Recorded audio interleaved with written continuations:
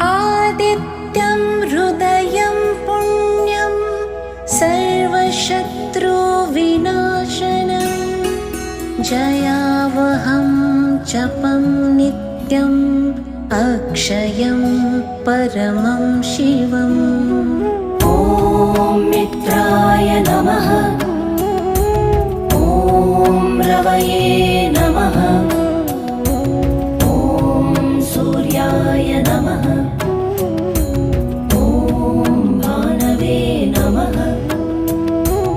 ॐ खगाय नमः। ॐ पूष्णे नमः। ॐ हिरण्यगर्भाय नमः।